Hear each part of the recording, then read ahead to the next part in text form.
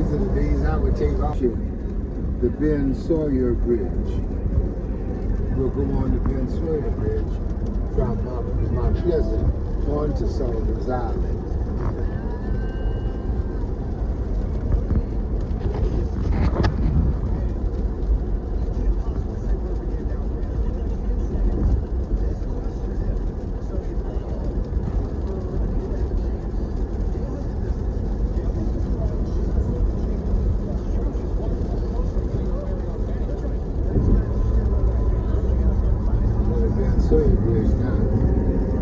This is a drawbridge, you know, that opens across the intercoastal waterway, the coastal waterway.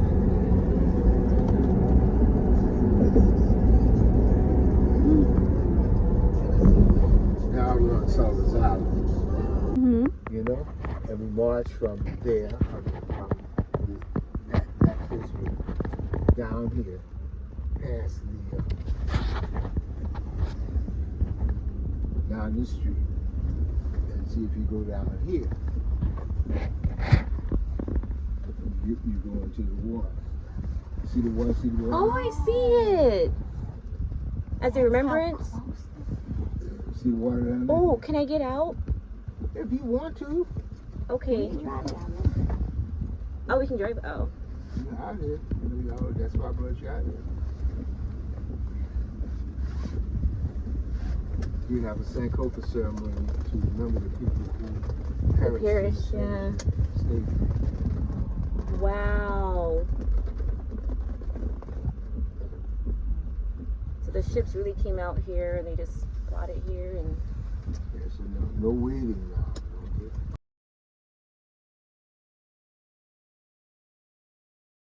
Okay. Built by the Africans.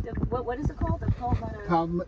You see the palmetto tree? Oh, yeah. See that tree here? Well, logs from the palmetto tree were used to build that fort, and that's what allowed them to, the fort to repel the cannonballs from the British ships that were in the harbor.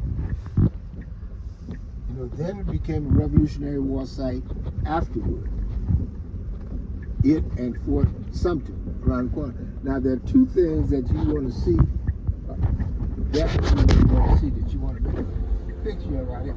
As I said, they didn't restore it to any particular era.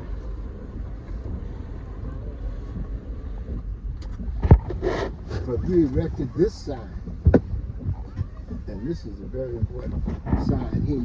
This is the same thing you see in. I can't put my window. This is the same. I don't know why you can't.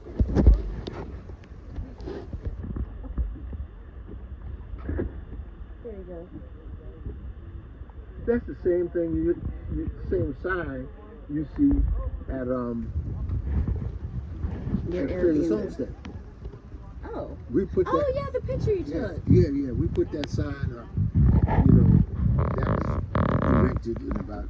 A place where Africans were allowed to hunt. In the 70s, sometimes in the 80s maybe. Place But back in the 80s,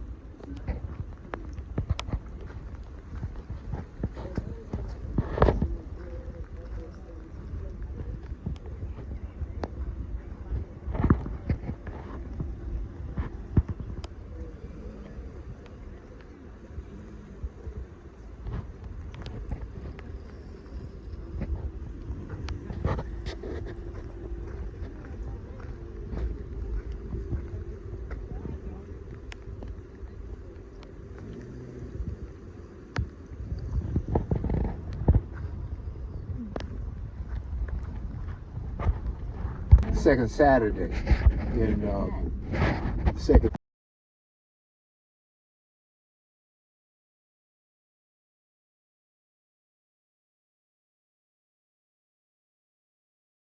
The Middletons tended to be Methodists. I see.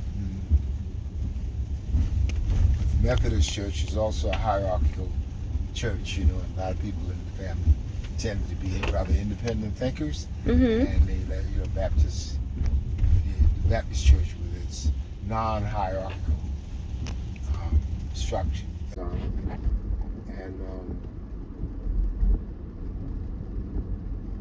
It was named what was formerly Columbus Street School became Wilmot J. Fraser Elementary School. And that was subsequently changed to Early College High School. Wilmot J. Fraser.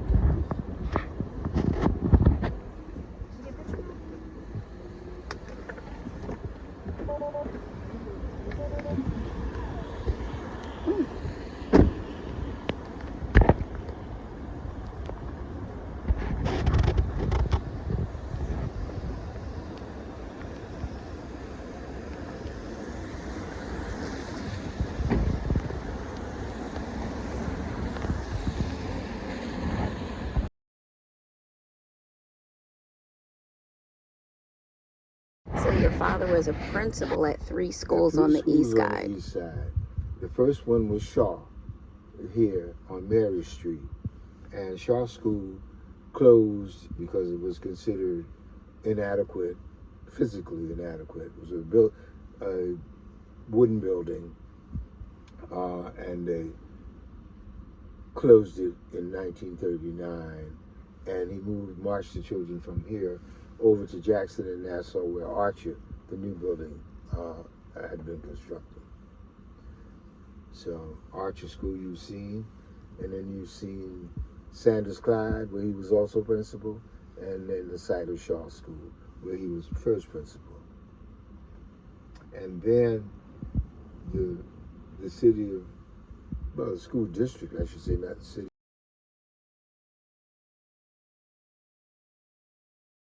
So this is another school that my cousin Alfred's father taught at, called Shaw. And let's see, in 1865, the New England Freedmen's Aid Society opened the doors to the Morris Street School, named for the confiscated Morris Street School building that housed it from 1865 to 1867. The school moved to Military Hall, blah, blah, blah, blah, blah. But yeah, so classes were held here until 1939.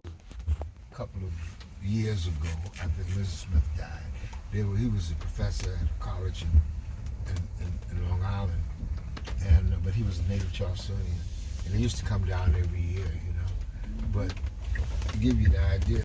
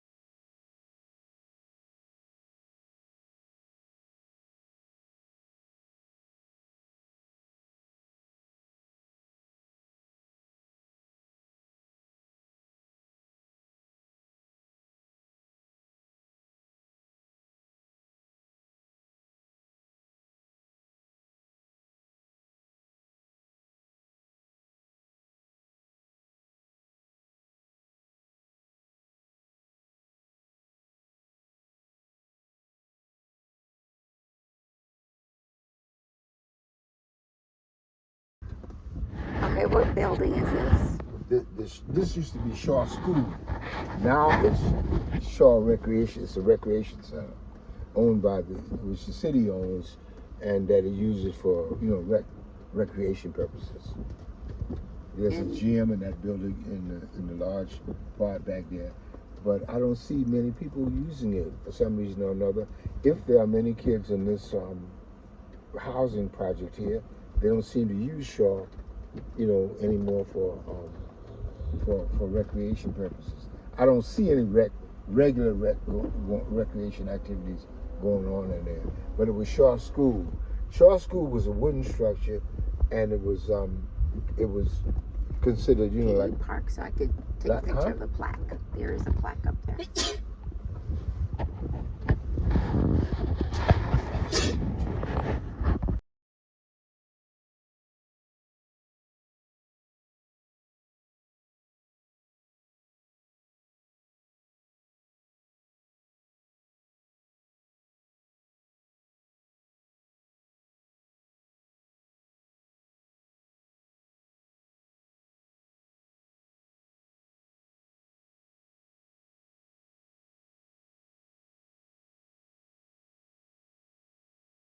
mostly black. Not mostly, they were all black around this area. But Martin Park was white. So strange. Was a white park. You know what I'm saying? Because there was still some white people living here on the east side, and they kept and they would. Well, one of the movements that my father was involved with was getting equalization. You know, that was what they said. That was the name. That was the name of the game. Then, you know, we need to equalize the schools. You know. We're not going toward East Bay. I'm gonna go this way. Oh my dear. It's flooding, y'all.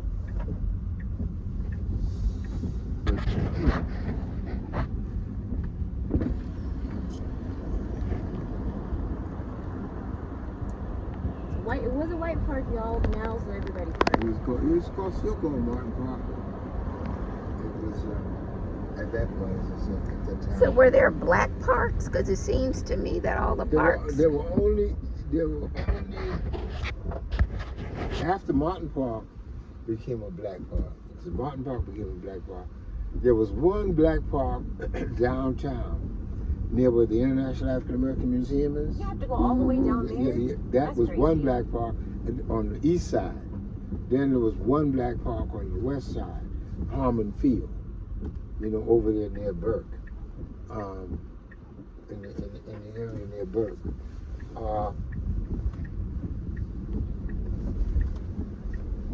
So they made it easy for for white kids to play, but for black kids, we would have to drive to go play. Are You you? guys drive, or usually they play, you know, in makeshift playgrounds like in the street. Like as I said, we had to play in Park Street.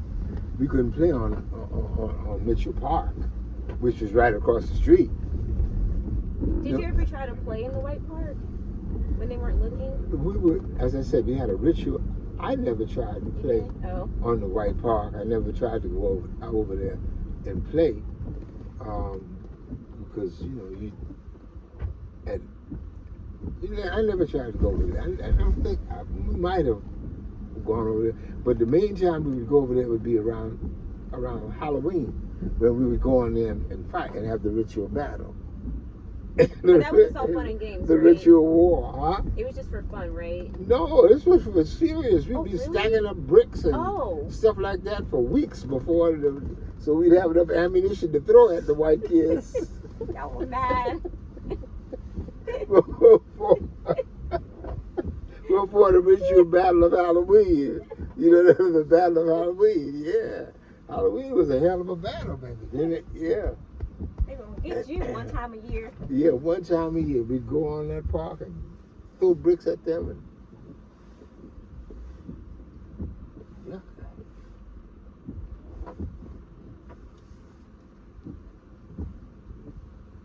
And then. So how did the ritual start? I don't know. Seemed like to me I was almost, as I became old enough to know that there was such, because I didn't, at one point I used to ask my parents, well, why couldn't I go to the school across the street? Mm-hmm. You know, I would ask them, why couldn't I go? And then they had, little by little, you know, they explained it to me. I learned about white and black and all that nonsense. So growing up as a kid, I mean, did you have some friends that were like white? Yes, I did. I shouldn't say that.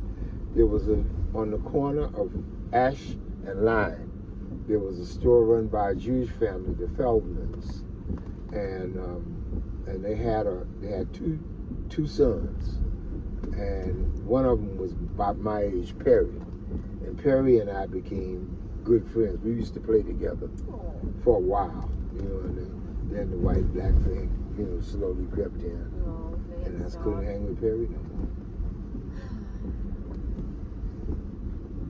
They were Jews, so it was totally different. Yeah, they're probably a little more open-minded because of what happened to them in the Holocaust. No, but they weren't, you know, for Jews, there was a certain amount of discrimination against Jews too, you know, in this country. there was a certain amount of discrimination against them. Oh, so They were not, they were not thought of necessarily as white. Yeah.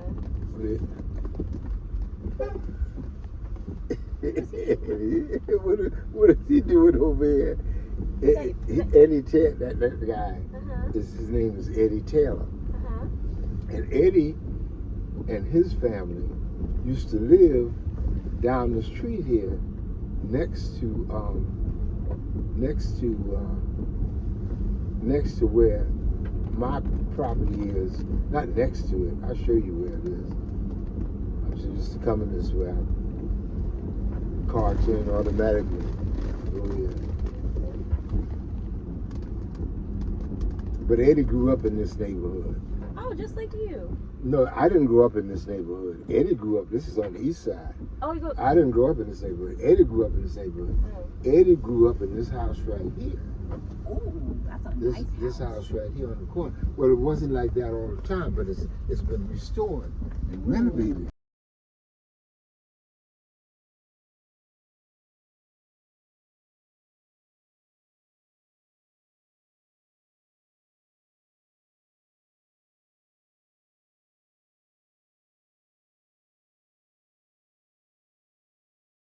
On Spring Street, and he made it. Mr. Taylor made a lot of money. He had a grab bag, with cinnamon rolls and Parker House rolls and all kinds of other rolls in there. And people, it was a real gem, a real great part of it to go to Taylor's Bakery, and he made great cakes and all kinds of people patronized him because he was a great baker. You didn't just get black patronage; you got patronage from all people. Now, my parents bought this house, 49 Chapel. This big gray house? Yeah. Oh, it's for rent. Yeah, Maybe I still own this house. You still own this? Yeah. Oh, well, yeah, we can walk on the property. So I own this house. This is the house that my father and mother bought in 1959. 1959. And it's still in the family. Okay. Is it okay if I get out? Is it okay if I get out? If you want to get out, sure.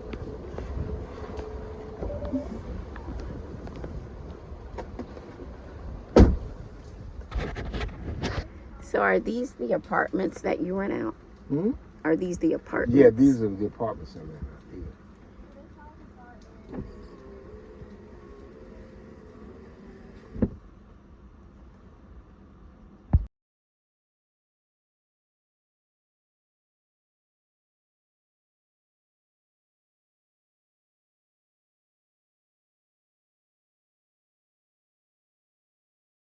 Where are we going?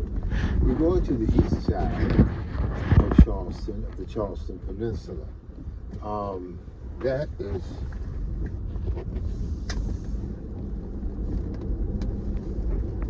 the east side is used to be the center of the African American, not the center, because it wasn't the center. There was never really a center in that sense, but the east side was a solidly African American neighborhood on the Charleston Peninsula, and working class neighborhood. A lot of people who were dock workers and other people who worked, downtown in Old Charleston, which was a seaport, lived on the east side. So as the black population grew up there on the east side,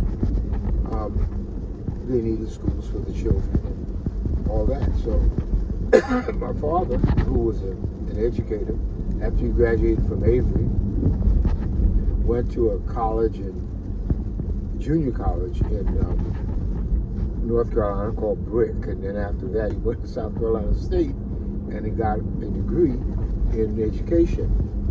And later on, when I was a kid, I remember he went to graduate school at the University of Michigan, and in Ann Arbor, Michigan, and he had a master's degree in education.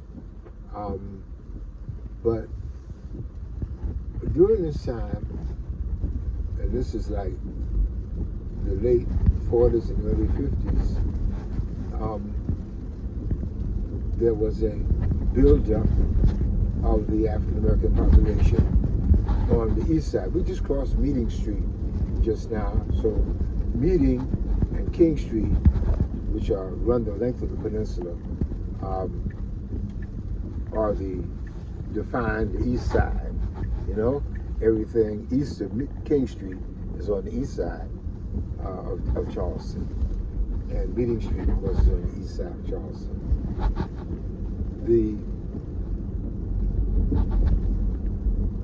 One of the schools my father was a principal of in Charleston.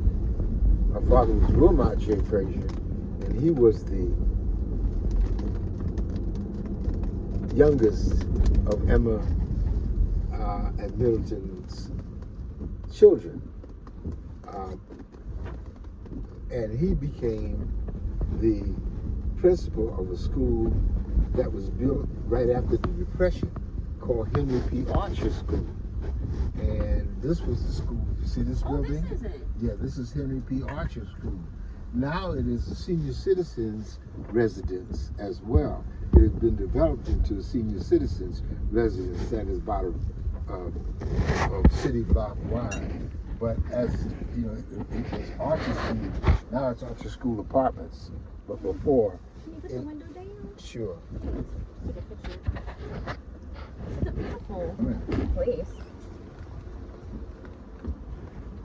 So this was a And here's school. the video. Huh? I already took it. Can you do the video?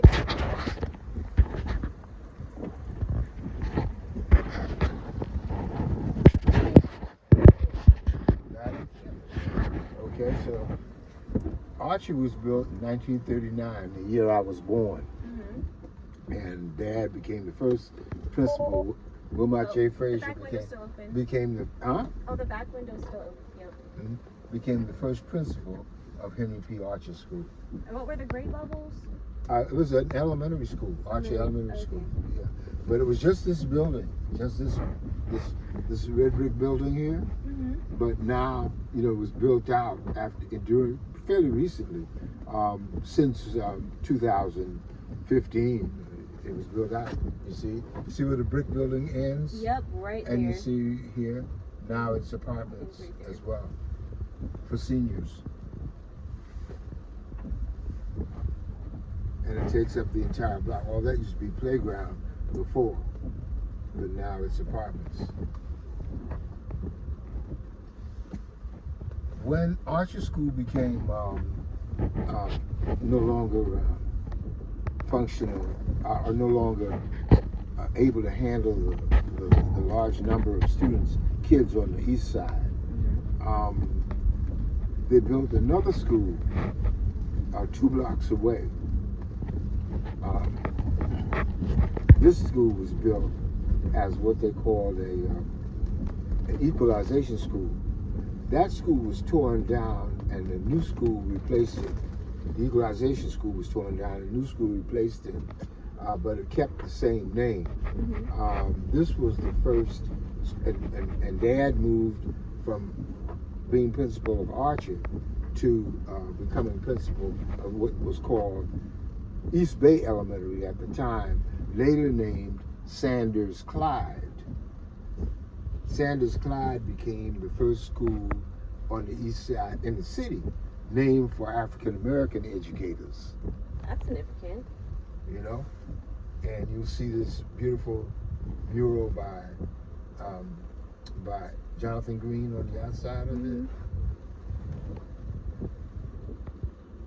So what year was this one open? This, as I said, this is a new school, but it was opened originally as East Bay Elementary in about 1956, and then renamed Sanders Clyde for Miss Sanders and Miss Clyde, who were teacher educators at Avery, and they were pioneer African American educators. So the school was named for them in their honor.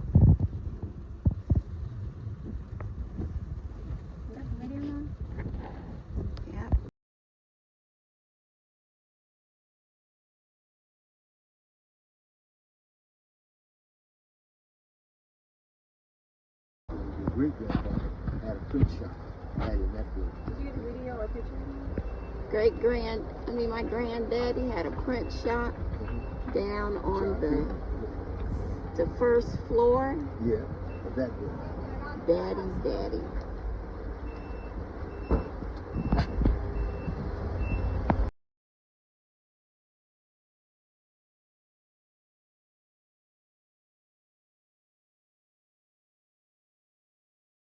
This is Line Street. I gotta tell you, Line Street was the city line, and this park, that used to be the city garage there. They brought the garbage trucks in. The other didn't like that either. I was lamer. That's probably disgusting. But Park Street used to be known as Park Street, but it later on was turned into Todd Street, which it is now, Todd Street. It's still Todd Street. But see, that's where the highway is, right there. Yep, they cut it. Mm-hmm. That's where the highway is. And you can see when I pointed those brick houses. Mm-hmm. Yeah, but this is formerly Park Street. This is the street we grew up on and we played on. In Park Street.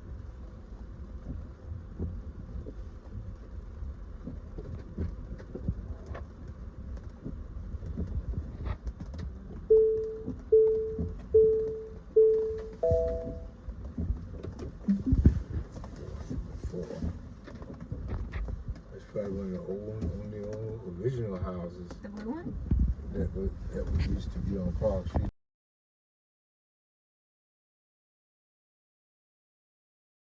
But it was burned down. But I think after the Civil War, this was one of the first churches that African Americans. This is probably the first church African Americans built by their own hand. You know, after the Civil War. John Hutchinson was the architect and builder of this church. You can see it's a frame building. It's not a brick building, but a frame building. Yeah. And when the church sold the property at 79 Spring Street, which Thaddy and Herman left to the church, Thaddy and Herman Boone left to the church, they built the addition that you see back there.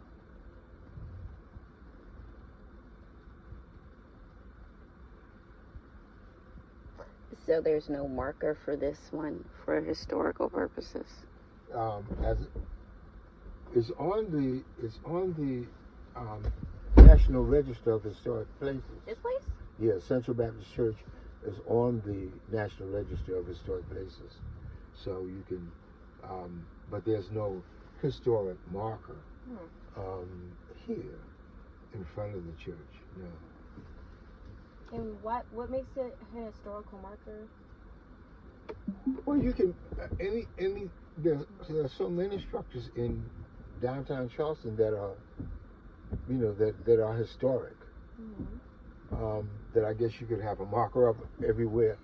Every building. Yeah, in front of every building. But this church, as I said, is probably the first one that African Americans built by their own hand after the Civil War. Mm-hmm. The congregation split with the congregation of a church around the corner, where your grandmother, Aunt Inez, used to be the organist. Grandmother, Emma Gilliard Fraser, was the first organist in this church. But Morris Street Baptist was the church that our church came from. See, there was around the corner. This is Radcliffe Street. That's a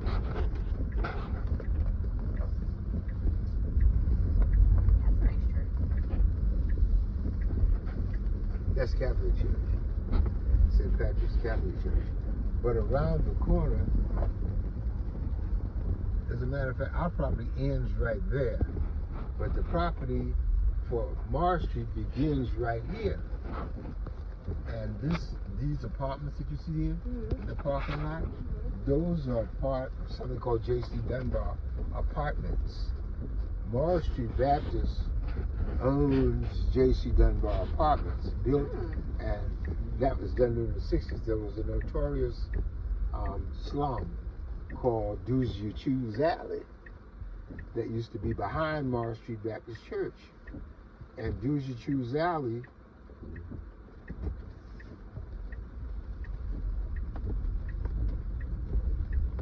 Morris Street bought Do's You Choose Alley. See, this is Morris Street Baptist here. That used to be the largest Baptist church in Charleston. And Central, the members of Central, split from Morris Street Baptist when Reverend Dart wanted to start an institution called Dart's Hall, where dancing would be allowed. And people at Central were so pious they didn't want to see dancing. But behind Morris Street, you see some of the units of J.C. Dunbar Apartments. Hopefully, if I can ever get it together. That's interesting. They said dancing. They didn't want dancing to be part of the church because it's interesting. It's interesting they said they didn't want dancing to be part of the church because I feel like so much of the celebration is dancing, like worshiping. Yeah, but dancing after the Civil War, dancing was thought of as sensual. You understand it? The people in Central, as I said, they were very pious people. They were very pious and strict people, and they didn't take too much to dancing. Dancing could lead to other things that they didn't. They didn't want to have any. They didn't want to be associated with bringing fostering dancing. You know what I'm saying? Yeah. So when Reverend Dart said that he was going to build Dart's Hall and dancing would be allowed. Well, he's become very sinful. Gotta get rid of him. Yeah, that's no, that ain't Christian enough for us. So they backed off of that, man. No dancing permitted. So did you just double check? As a matter of fact, when we were coming up in Central, we used to say Central was cold because the people didn't shout, but there were some people who shouted, but they were allowed to do their thing, but not too much. They didn't shout. They didn't shout and said the Central was cold. Black people would say the Central was cold. They have no shit. Didn't allow no shouting and stuff. I wonder if it's changed. Huh? I wonder if that church has changed. Oh, Central? The Morris Church, is it Morris or is it Central now? No, Morris Street is still there. Morris Street, as I said, Morris Street used to be the largest Black Baptist church in Charleston. Yeah, so I wonder. But and it's for a long time. But after the Black population was forced out of downtown Charleston, now the biggest Baptist churches in this county, in Charleston County, are in North Charleston. They're not even in downtown Charleston. The historic Black churches are downtown, but the largest, the churches with Black churches with thousands of members and so forth, they're not located downtown. They're located in North Charleston. Did we go to North Charleston? I don't remember. Well, if you didn't, Tanga Outlet Mall is in North Charleston. That's okay. So that area. Okay. Yes, it is.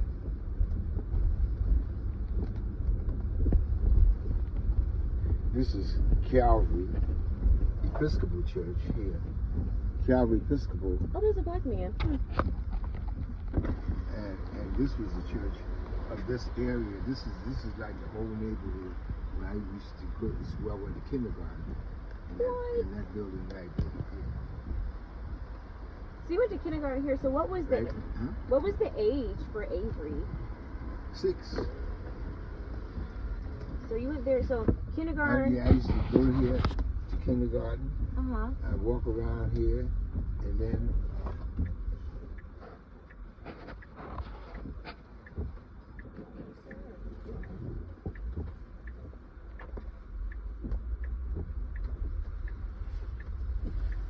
So you started Avery around like. And then see, they moved from 16 Park Street, around the corner.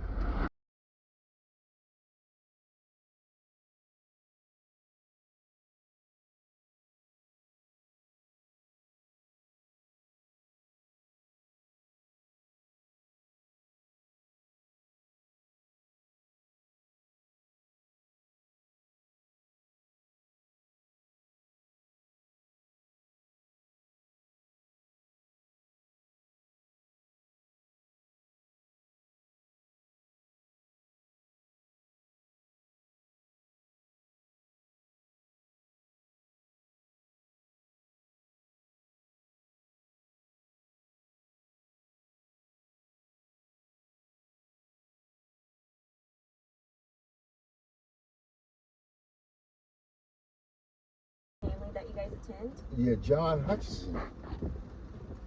If you, it was built. When I say that, I mean he was an actual builder. You know, the actual that contracting company. This is in the lobby of the vestibule of the church. There is a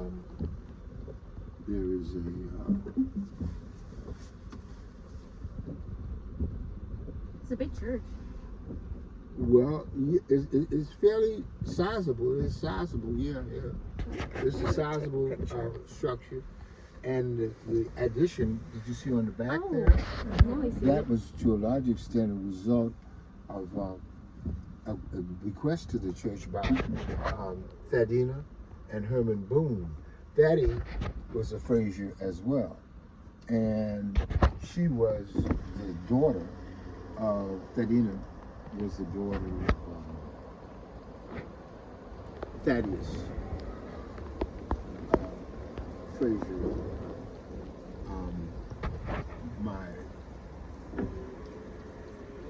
The brother of Middleton Fraser.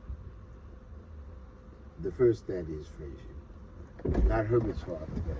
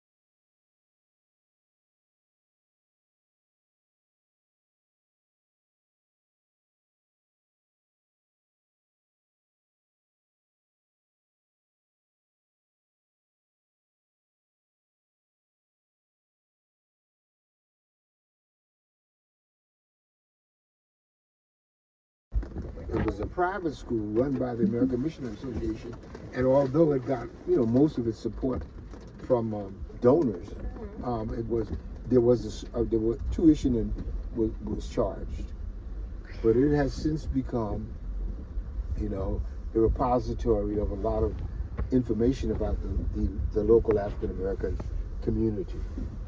So I'm kind of interested then in like the economics in our family and being able to afford, them going to school. How did that? Do you know how that came about?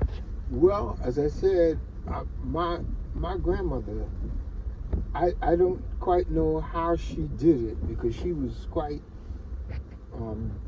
astute, but she knew she had a lot of different skills, and she used those skills on a regular basis to make money. Now, you said there wasn't a plaque. There is a plaque there. It's right there. Yeah, it's right there. And but not one of those large state plaques.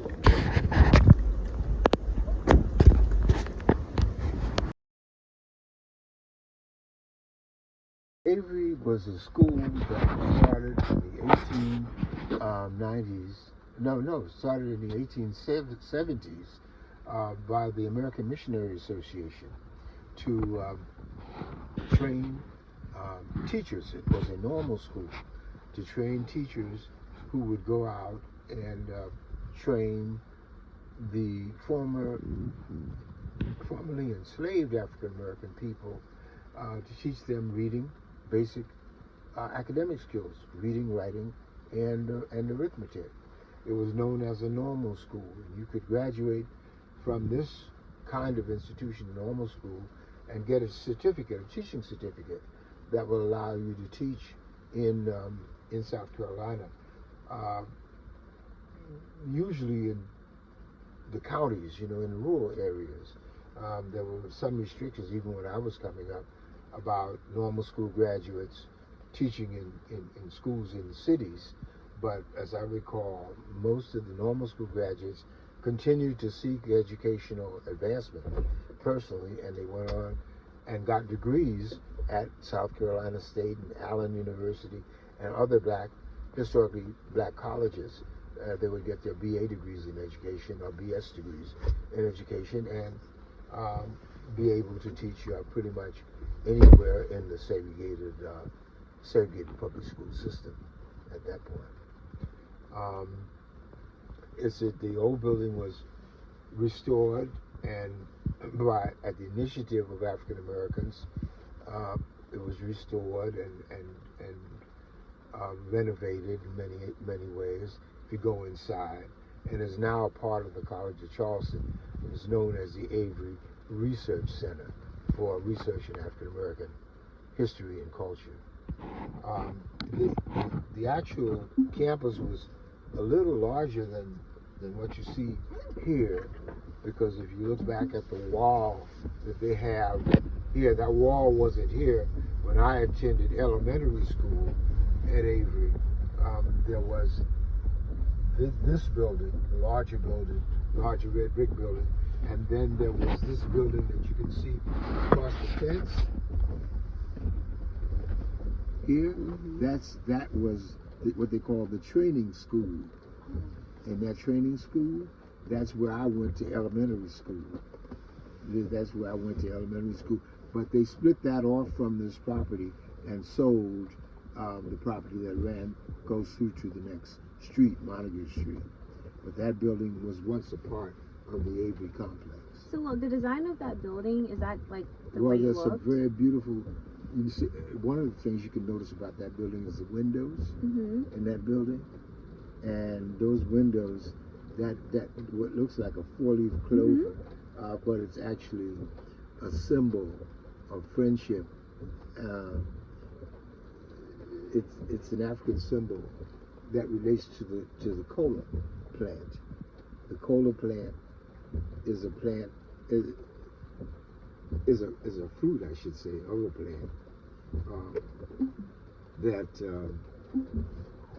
you eat after you've had a heavy meal, and it's at the root Coca-Cola and Pepsi-Cola I and knew all of those it. colas. Yeah, that kind of stuff. And the Africans eat it after having a heavy meal because it's like a stimulant. It's a stimulant, very bitter. And when you eat it, if you eat cola, then you drink water afterward. Mm-hmm. And the water is so bitter that the water tastes sweet. Oh. When you drink water after you've eaten bitter cola. But it is a symbol of friendship in Africa. And it breaks down into four pieces. The cola nut breaks down into four pieces. That's what that symbol is. You see the symbol in that cake? Mm-hmm. And you'll see the same symbol in those windows in that building. If you get out, you can probably see the window. You can see the one behind that tree on the second floor.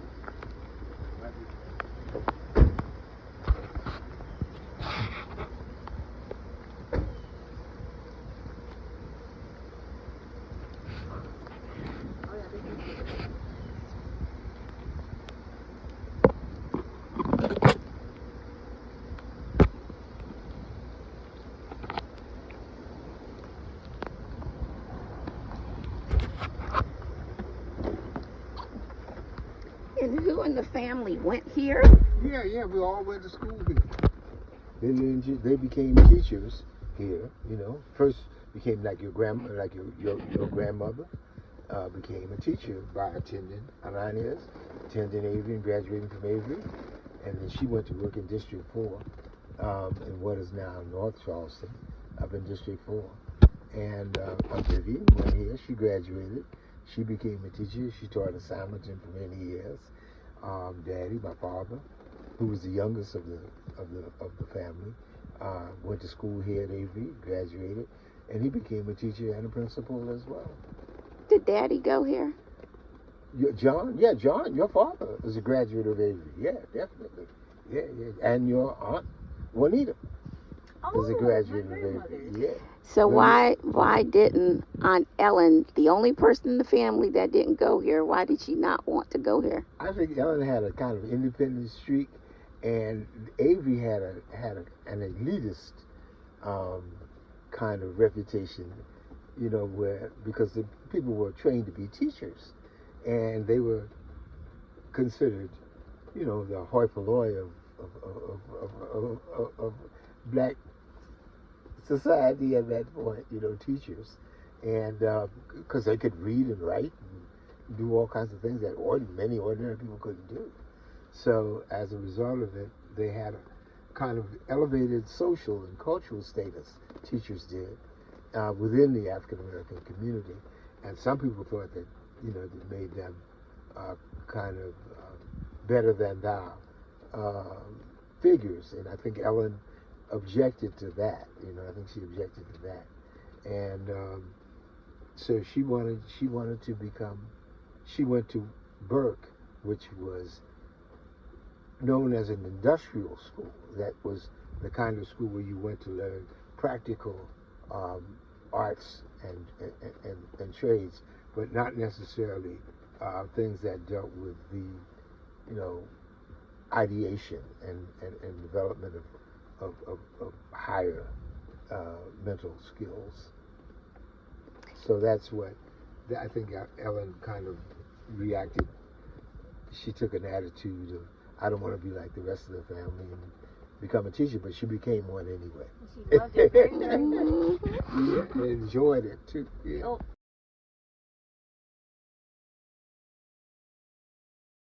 Reading right by their father, James C. Middleton. After the Civil War, the elder Middleton, his son Reverend Abram Middleton, 1827 to 1901, Reverend James B. Middleton, organizing and the pastors of many Methodist churches in the Low Country. We put this up, that was in 2004. Mm-hmm. And on this side,